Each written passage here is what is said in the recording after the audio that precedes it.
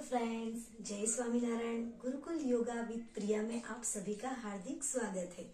तो आज मैं आपको सिखाने वाली हूँ नाड़ी शोधन प्राणायाम। तो वो सीखने से पहले हम थोड़ा जान लेते हैं कि प्राणायाम है क्या। तो प्राणायाम, प्राण प्लस या आयाम, दो चीजें मिला के बनता है प्राणायाम। तो सबसे पहले जानते हैं कि प्राण क्या है। तो कि प्राण मतलब कि ऐसा वाइटल फोर्स या ऐसी वाइटल एनर्जी जो लिविंग और नॉन लिविंग ऑर्गेनिज्म को एग्जिस्ट करने में मदद करता है। और आयाम मतलब कि कंट्रोल करना, एक्सपांड करना या फिर रोकना। तो प्राणायाम में हम क्या करते हैं, हमारे प्राण को एक्सपांड करते हैं, कंट्रोल करते हैं, रोकते हैं। तो यही सब चीजें, यही सब प्रोसेस हम प्राणायाम में करते हैं। तो अभी ये हम जानते हैं कि प्राणायाम करना क्यों जरूरी है, हम करते क्यों है प्राणायाम। तो कि मतलब प्राणायाम जैसे कि हमारे बॉडी में जितने भी सारे ऑर्गन हैं, वो सारे ऑर्गन की एफिशिएंसी बढ़ाने के लिए हम प्राणायाम करते हैं। तो एफिशिएंसी बढ़ेगी तो क्या होगा, मतलब हमारा जो लाइफ है, लाइफ स्पान हमारा है वो इंक्रीज होगा। और लाइफ स्पान जो हमारा इंक्रीज होगा तो हमारा लाइफ है ऑटोमेटिकली मीनिंगफुल हो जाएगा। ठीक है, तो चलो आइए हम सीखते हैं नाड़ी शोधन प्राणायाम। तो नाड़ी शोधन में सबसे पहले जो मुद्राएं लगती है उसके बारे में थोड़ा मैं आपको बता दूंगी।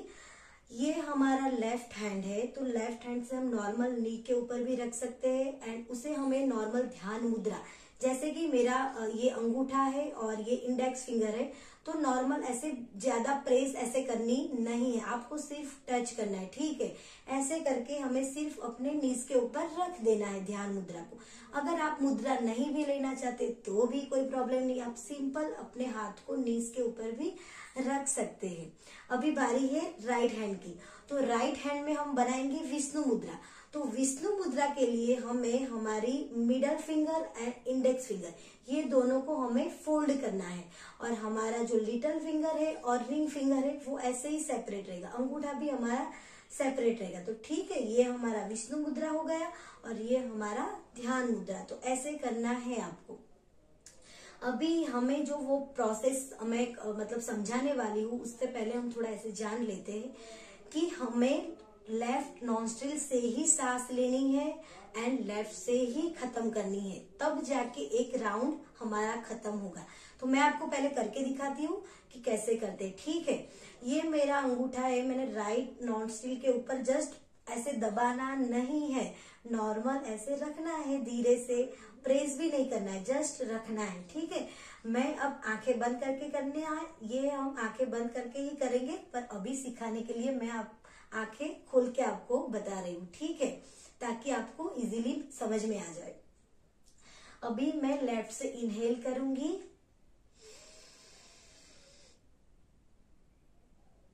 एंड राइट से एक्सहेल। अभी राइट से इनहेल एंड लेफ्ट से एक्सहेल। ये हो गया हमारा एक राउंड। ऐसे हमें 11 राउंड करने हैं, धीरे धीरे जाके हमें ये राउंड बढ़ाने हैं। मतलब कि डेली आपको मिनिमम 5 मिनट तो करना ही करना है।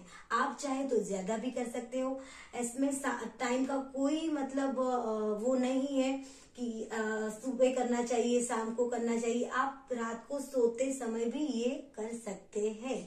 सो डेली आपको करना ही है मिनिमम 5 मिनट। अगर आप बिगिनर से तो थोड़े थोड़े स्टेप बाय स्टेप आप आगे बढ़े। वेरी इंपॉर्टेंट पॉइंट कि जब आप इनहेल करते हो और तो वो जो टाइम हमें काउंटिंग के साथ वैसे तो कम करना होता है, जैसे कि मैंने इनहेल किया ऐसे, तो 1 2 3 काउंट करके हम इनहेल करेंगे और एक्सहेल 6 काउंट तक करते। सिंपल फंडा है, आपको अगर समझ में नहीं आ रहा है तो मैं एक सिंपल सा एग्जांपल दे के आपको समझाने की कोशिश करूंगी कि आप जितना एक्सहेल में टाइम लेते हैं उससे ज्यादा टाइम आपको, इनहेल में जितना आप टाइम लेते हैं उससे ज्यादा टाइम आपको एक्सहेल में लेना है। मानो कि 1 या 2 काउंट तक आप इनहेल करते हो तो आपको 4 काउंट तक एक्सहेल करना है। मतलब कि जितना आप सांस लेते हो उससे डबल सांस आपको बाहर निकालनी है।